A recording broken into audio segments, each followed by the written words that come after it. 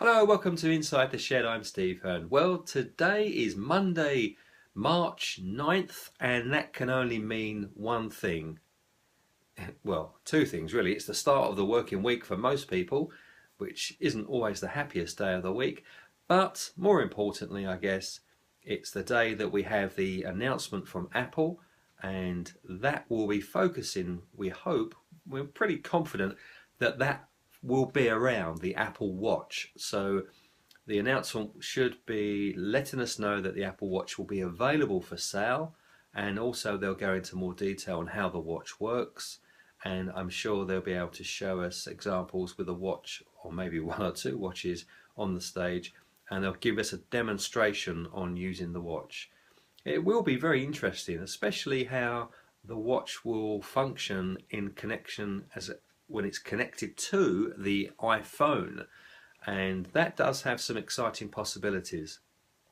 One of the key things I think the watch will bring to us is making connectivity, like communication and other areas of that, much more simple and easier for us.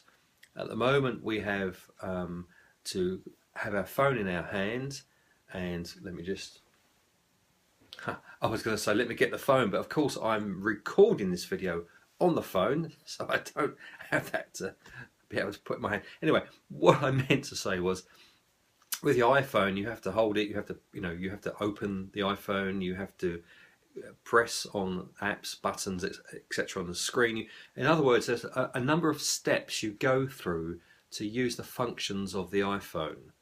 Now, for most people, including myself, I've never really even thought about that or seen that as maybe a hurdle, but I think the Apple Watch will bring to us a much more simplified interface on how we can use the phone.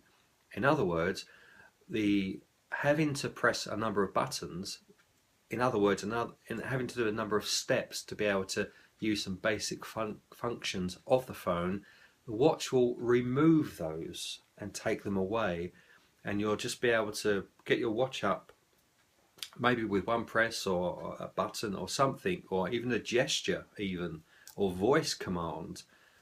You'll be able to access your iPhone and communications connected with the iPhone and how you work with that. So simplification and the removal of these number of steps that we currently have to just use basic functions on the iPhone, that is my own personal understanding of what I think I see with the Apple Watch as one of the big benefits on how it's going to move forward in how we have a new way of using technology. Simplification. So until Apple obviously make the announcement later today, we won't know, but I'm very excited, and let's hope we'll get a full picture, which I'm sure we will, from Apple, and we'll see exactly what is happening. Now, just as I finish, I mentioned before in a previous video when I talked about the Apple Watch that GMT, which is London time, that it started at 6 p.m. That was incorrect. The daylight savings time that happened this past weekend in America, the clocks went back an hour. So in GMT time, the broadcast from Apple will now be at 5 p.m. London time, so an hour earlier. So make sure you see this later today. I know I shall be watching, and with great interest, and we'll see exactly what Apple have to share with us, and I know we'll be surprised and also very pleased. So until the next video, this is Steve saying have fun, stay safe, keep smiling, and I will see you very soon.